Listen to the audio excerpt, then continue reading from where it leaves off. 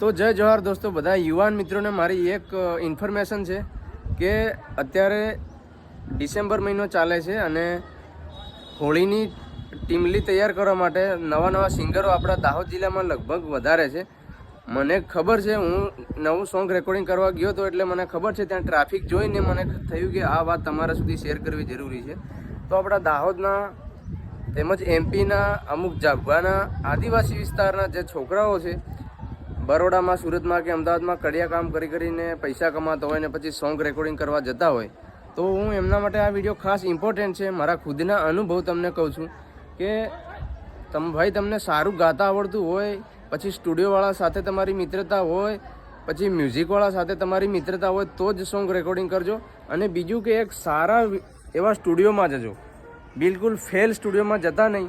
તમને સોંગ બગાડી આપશે, તમારી પાસેથી પૈસા લઈ લેશે અને સારી રિધમ પણ મૂકે નહીં.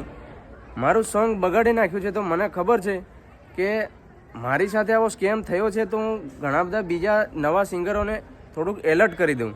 કારણ કે એ લોકો તમને જેમ તેમ રેકોર્ડિંગ કરી આપશે, પછી રિમિક્સવાળો પણ જેવું તેવું રિમિક્સ કરી આપશે અને તમને એમ થશે કે મારું સોંગ વાયરલ થઈ જશે અને આમ તેમ. તમે બહુ ખુશીથી સોંગ રેકોર્ડિંગ કરવા જશો પણ તમારું સોંગ ચાલે નહીં, કારણ કે એ લોકોના બહુ જ ગોટાળા હોયા છે આવા.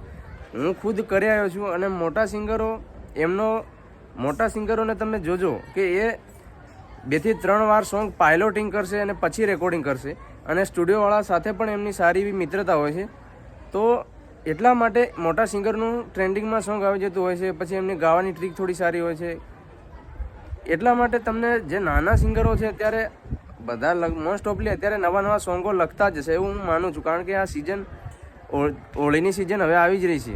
તો એ સિઝનમાં ટીમલી તૈયાર કરવા માટે ઘણા બધા ગરીબ ઘરના એવા છોકરા હોય છે જેમના પૈસા ના બગડે અને એક સારું મજબૂતીથી કામની શરૂઆત કરે એવી તમને હું એક વાત જણાવવા માગું છું. કારણ કે મારી સાથે આવો સ્કેમ થઈ ચૂક્યો છું.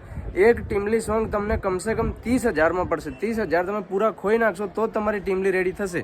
અને રેડી થયા બાદ પણ તમે વાયરલ થયા ના થયા એનું કોઈ ઠેકાણું નહીં.